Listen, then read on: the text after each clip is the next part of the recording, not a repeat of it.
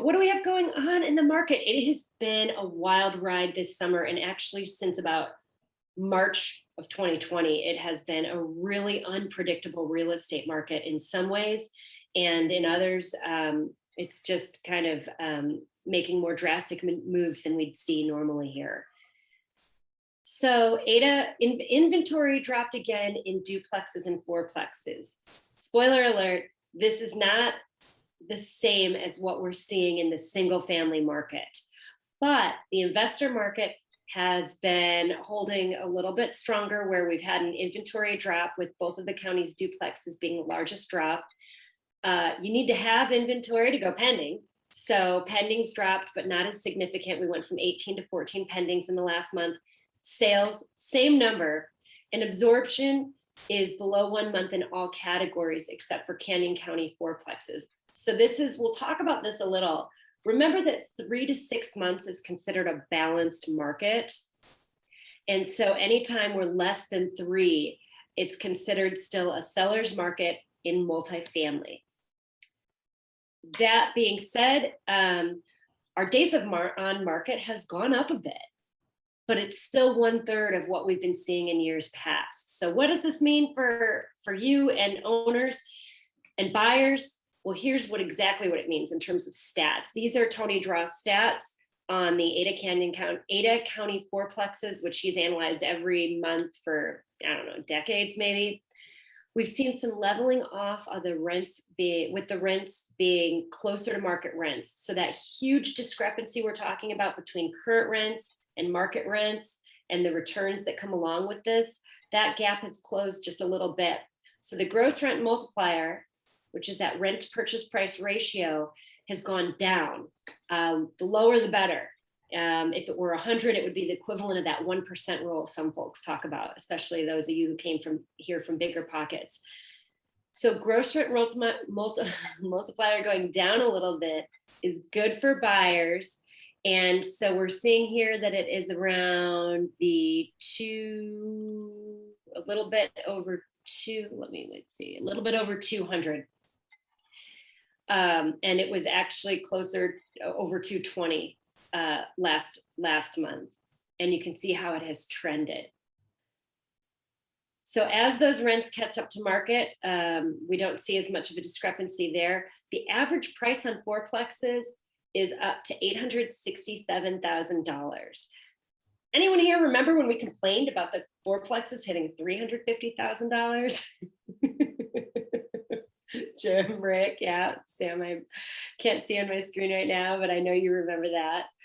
There you are. Yeah, so anyway, our average prices are definitely high.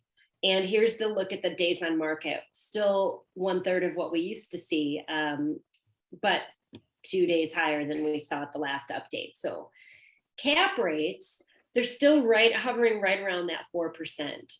And again, I'll run pro formas on current and market rents. And if there's a huge discrepancy, that might hold down your value. But here's the actual inventory we're seeing that's going to be creating some of next month's data, or depending on when it sells. That down arrow we see on Lake Grove shows that there's been a price decrease.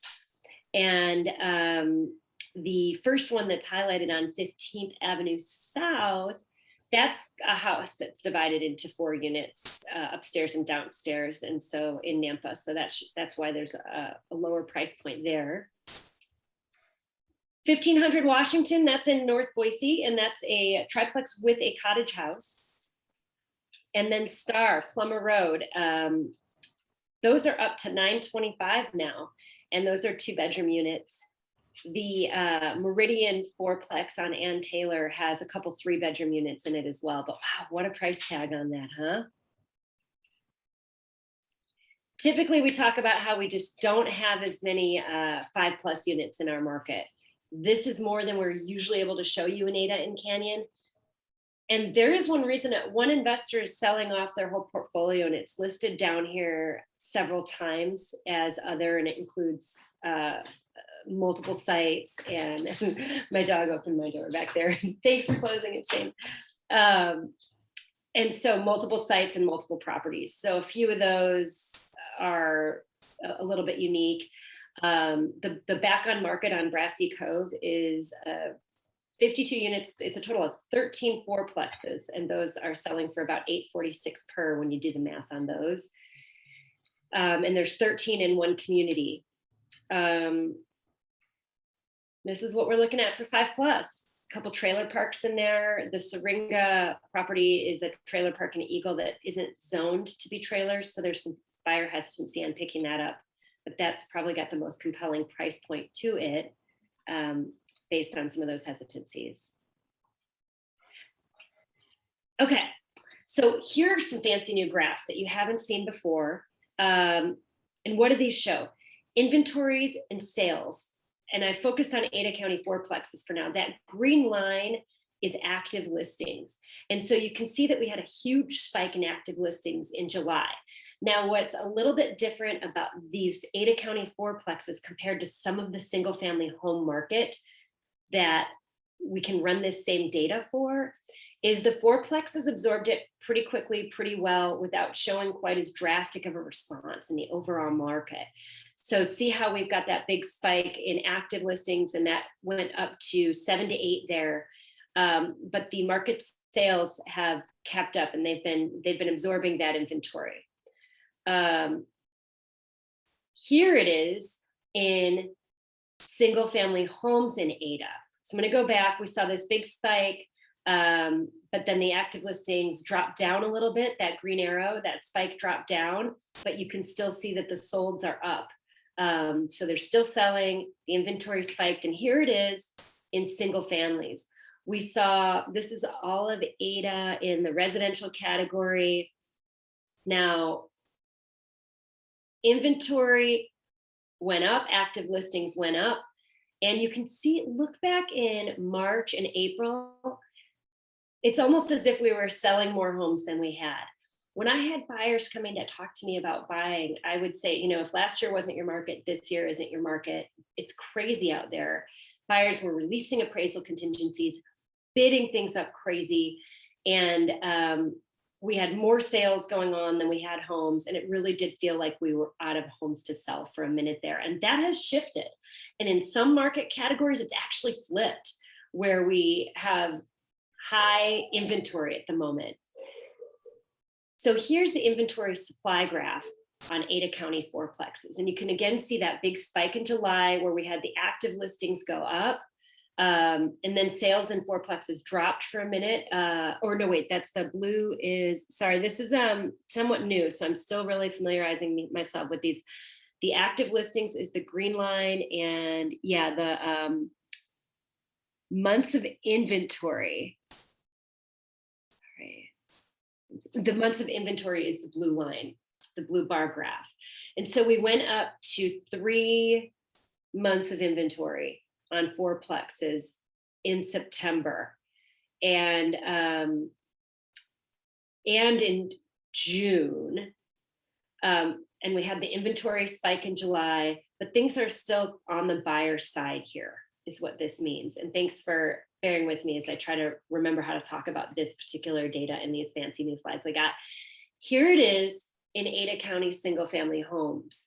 We had the months of inventory, which is those blue bars, has gone up to a couple months of inventory, and our active listings are up to almost 1,100 or so, and they've been climbing. And so what this is really showing you, what this means is, for those of you who've been coming to AVID for the past 2 years, maybe even longer, there's this big supply, this inventory topic we've been talking about, how inventory is low. And then I said, gosh, if I said inventory was low last time, it's really low now. And here we're showing that inventory has climbed. And what this translates into for buyers is fewer bidding wars. We're not releasing appraisal contingencies and giving away the farm just to beg a seller to let us buy their house anymore in the single family home market. We're also not seeing that same level of bidding war where we're telling clients in certain price points, to literally assume the price is going to be $25,000 higher than it's advertised, maybe 50, sometimes crazy amounts more, just depending on where they priced it.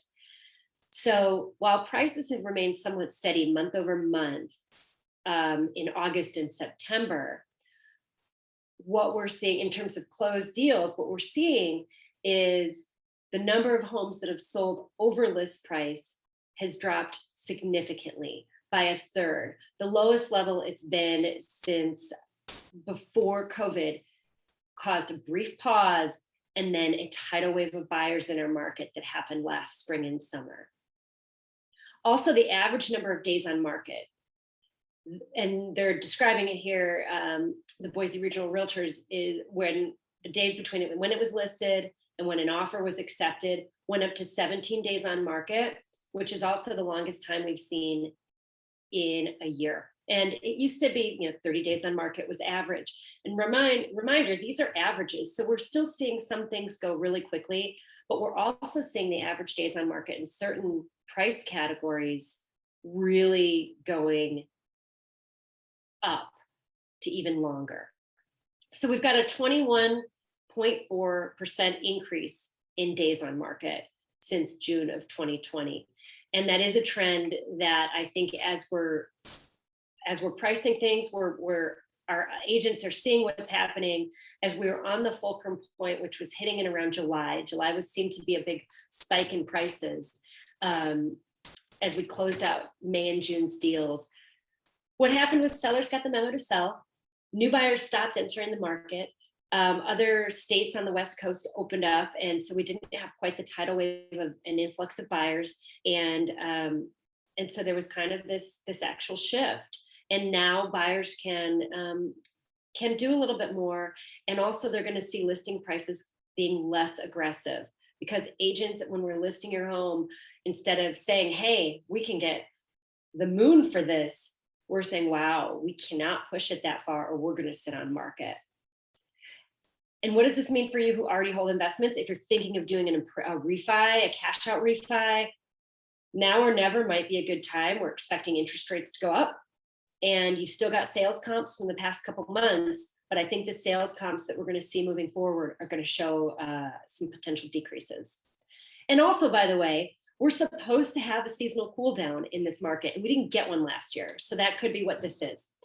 But here's a graph showing the median share of over list price sales over time.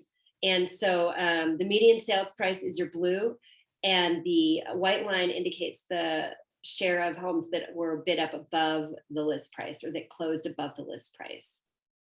You can see that drastically starts to drop off in very, very recent times. So there's a sea change, and it could be a seasonal change.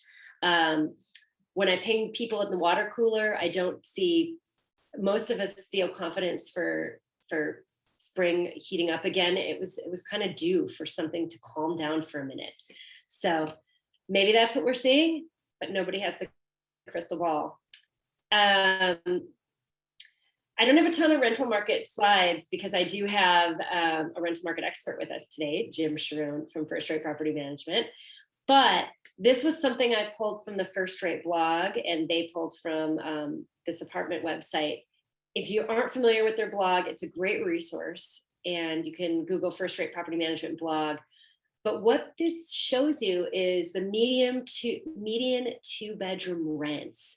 And the yellow line is the year-over-year growth in Boise. We had a huge rent spike this summer, and it was a great time for investors to bring their units up to market. If they hadn't done any rent increases over time, bringing it up a little bit. We talked about this a couple months ago. It was a great time to make up some gap, because everything out there was renting super quickly for a lot of money.